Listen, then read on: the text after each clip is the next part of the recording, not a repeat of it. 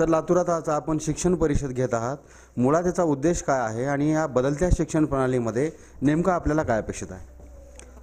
खरं म्हणजे राज्यामध्ये या राज्याची गुणवत्ता वाढावी असा एक विचार, असे आदेश राज्याच्या माननीय मुख्यमंत्री महोदयांनी दिलेले आहेत. त्याला अनुसरून राज्याचे शिक्षण मंत्री, राज्याचे प्रधान सचिव या सर्वांच्या माध्यमातून राज्यातील संपूर्ण मुलांची गुणवत्ता कशी वाढेल यासाठीचे जोरदार प्रयत्न सुरू आहेत. ज्ञानरचनावादाला धरून शाळांच्यामधून मुलांचं शिक्षण व्हावं, त्या अनुषंगाने सर्व शिक्षक, सर्व अधिकारी, सर्व यंत्रणा ही मोटिवेट झाली पाहिजे. त्या अनुषंगाने ती मोटिवेट होत आहेत.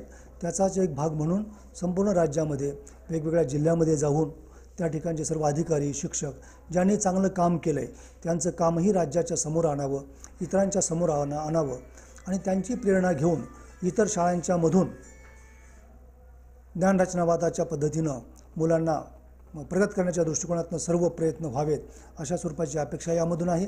या शिक्षण परिषदांच्यामधून ज्या शिक्षकांनी, ज्या केंद्रप्रमुखांनी, ज्या मुख्याध्यापकांनी चांगलं काम केलं आपल्या शाळेमध्ये, आपल्या भागामध्ये, आपल्या केंद्रामध्ये, अशांचं सादरीकरण इतर सर्वांच्या समोर करून त्यांनी ज्ञानरचनावादाचा स्वीकार कसा केला आहे आणि मुलं प्रगत कशी बनलीत ही उदाहरणं इतरांच्या समोर आणायची आहेत.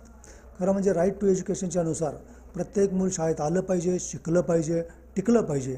त्याचबरोबर त्याला गुणवत्ता पण मिळाली पाहिजे. गुणवत्तापूर्ण शिक्षण मिळणं हा त्याचा अधिकार आहे, तो त्याला दिला गेला पाहिजे.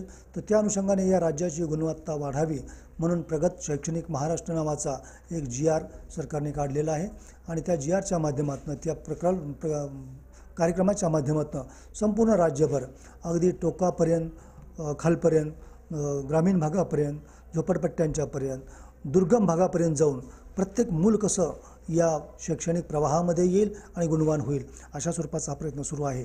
त्याचाच भाग म्हणून आज लातूर आणि उस्मानाबाद या 2 जिल्ह्याचे शिक्षण परिषद या ठिकाणी होत आहे आणि जवळपास 1200 शिक्षक, अधिकारी या परिषदेसाठी उपस्थित आहेत.